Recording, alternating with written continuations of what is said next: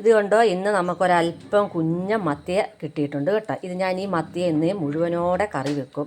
അതിന്ന് ഞാനൊരു വെറൈറ്റി രീതിയിലാണ് കറി വെക്കാൻ പോകുന്നത്. അപ്പോൾ എല്ലാവരും എൻ്റെ വീഡിയോ സ്കിപ്പ് ചെയ്യാതെ കാണണം കേട്ടോ. നമുക്ക് അടിപൊളിയായിട്ട് മത്തി കറി വെക്കാം.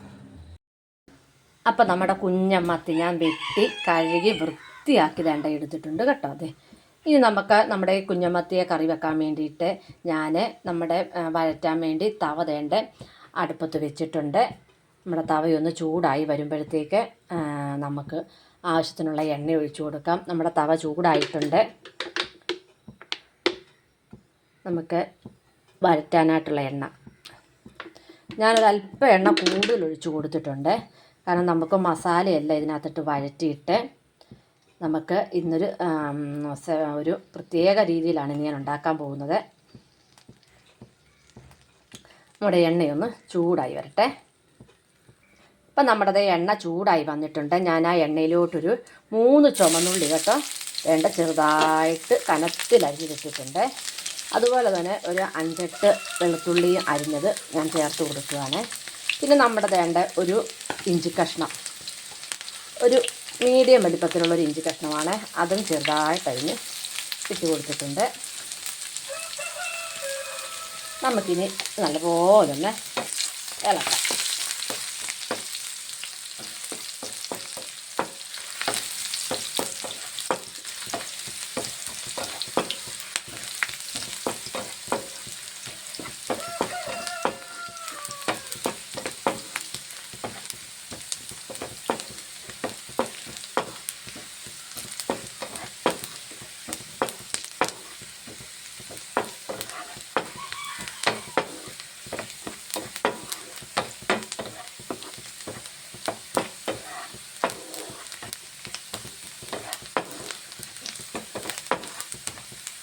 നമ്മുടെ ഇഞ്ചിയും ഉള്ളിയും വെളുത്തുള്ളിയും എല്ലാം ചൂടായി നല്ലപോലെ കളറൊക്കെ മാറി വരുന്നുണ്ട്.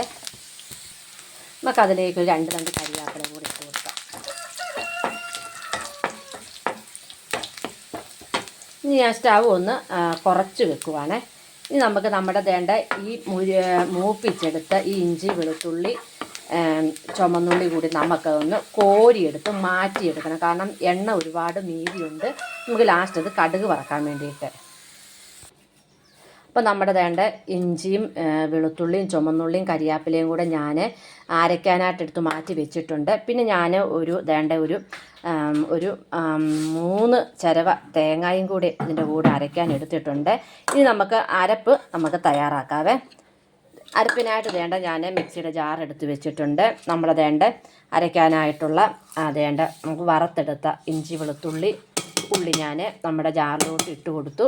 പിന്നെ നമ്മുടെ ഈ തേങ്ങ കൂടെ അതിനകത്തോട്ട് ചേർത്ത് കൊടുത്തിട്ടുണ്ട്.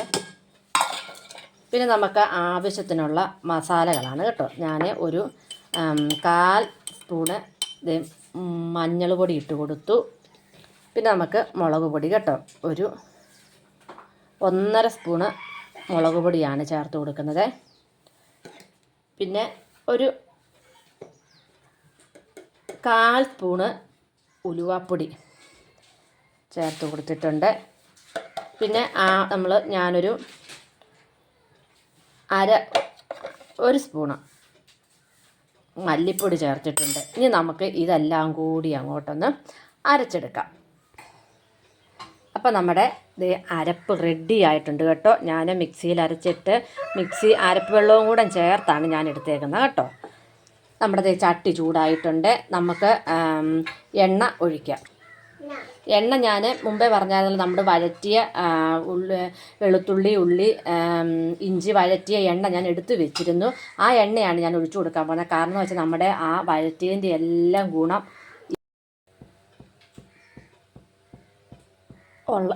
ഈ എണ്ണയിലാണ് ഗുണമുള്ളത്. അപ്പം നമുക്ക് ഈ എണ്ണ ഈ നമ്മുടെ കടുക് തളിക്കാൻ വേണ്ടി ഉപയോഗിക്കാവേ. അപ്പോൾ നമ്മുടെ എണ്ണ ചൂടായി വന്നിട്ടുണ്ട്. ഞാൻ ആവശ്യത്തിനുള്ള കടുക് ഇട്ട് കൊടുത്തിട്ടുണ്ട്.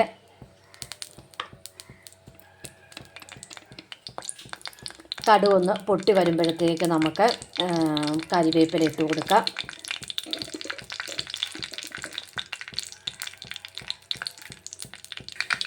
അപ്പോൾ നമ്മുടെ കടുകെല്ലാം പൊട്ടി വന്നിട്ടുണ്ട്. നമുക്കിത് നമ്മുടെ ഈ കരിവേപ്പിലയും കൂടി ഇട്ട് കൊടുക്കാം. ഇനി നമുക്ക് നമ്മുടെ ഈ അരപ്പ് വേണ്ട ഒഴിച്ചും കൊടുക്കാവേ.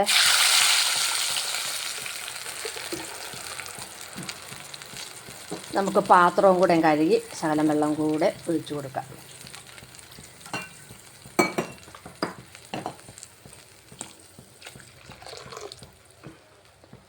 ഇനി ആവശ്യത്തിനുള്ള ഉപ്പ് ചേർത്ത് കൊടുക്കാവേ. ഞാൻ പിന്നെ വേണ്ട 2 മുഴുത്ത കുടംപുളി കഷ്ണമാണ്, അത് 2 കുടംപുളി കഷ്ണം കൂടെ ഇട്ട് കൊടുത്ത് നമുക്ക് നല്ലപോലെ ഒന്ന് ഇളക്കിയിട്ട് നമ്മുടെ കുഞ്ഞമ്മത്തി അതിനകത്തോട്ട് എടുത്തിടാം.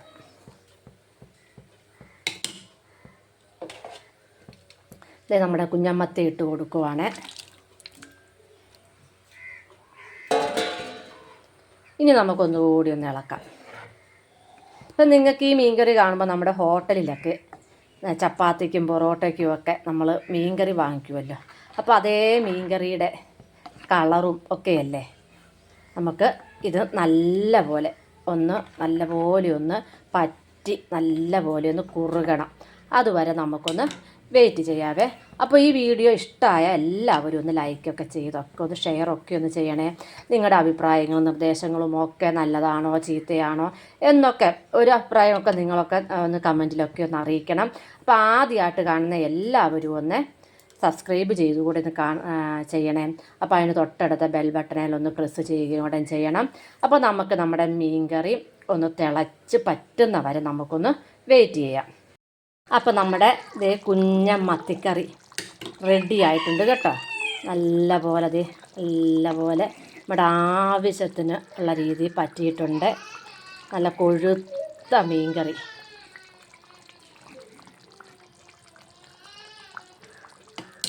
അപ്പോൾ ഈ വീഡിയോ ഇഷ്ടമായ എല്ലാവരും ഒരിക്കൽ കൂടി ഞാൻ പറയുക, സബ്സ്ക്രൈബ് ചെയ്ത് ഷെയർ ചെയ്ത് ലൈക്ക് ചെയ്യണേ.